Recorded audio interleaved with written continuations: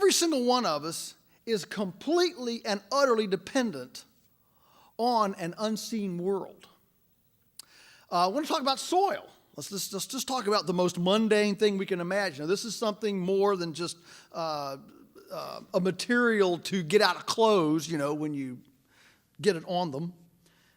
Soil was not invented to make Tide commercials. But our interaction with soil, we don't even have it anymore.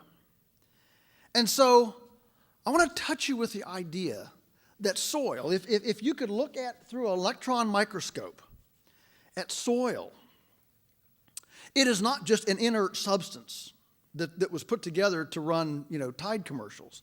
It's actually has more beings in it. It's a community of beings that are more numerous in one handful of healthy soil than there are people on the face of the earth. Now, if I had said people in Palo Alto, you'd have said, wow, that's a lot. If I'd have said, then people in California, you said, really? If I had said, then there are people in the United States. Wow, that's a lot. Folks, it's more than there are people on the entire planet in one handful of healthy soil. I mean, they're having school board meetings and lecture series and, political debates and whatever down there. It's a whole community of beings.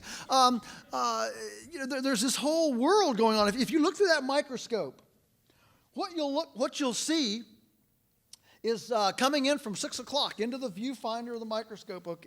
Okay.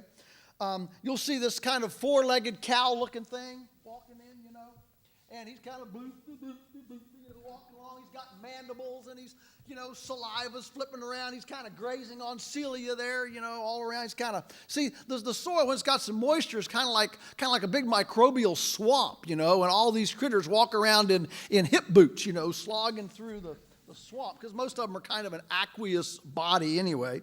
So here he is, walking in, minding his own business, grazing, doing what he does.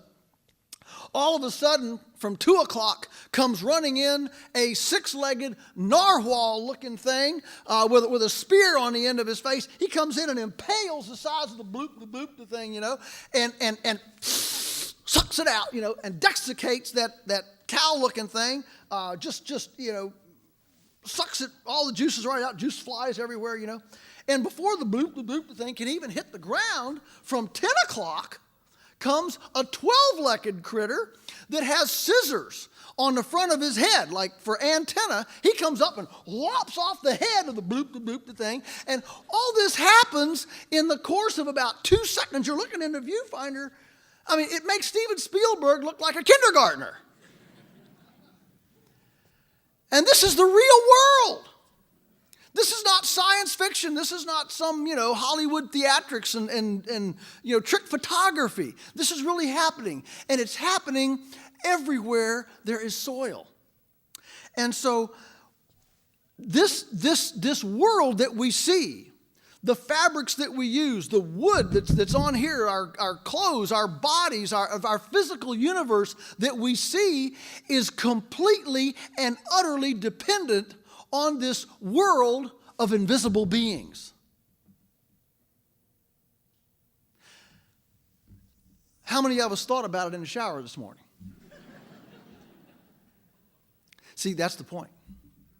The point is that we don't put this invisible world's P&L statement on our business plans.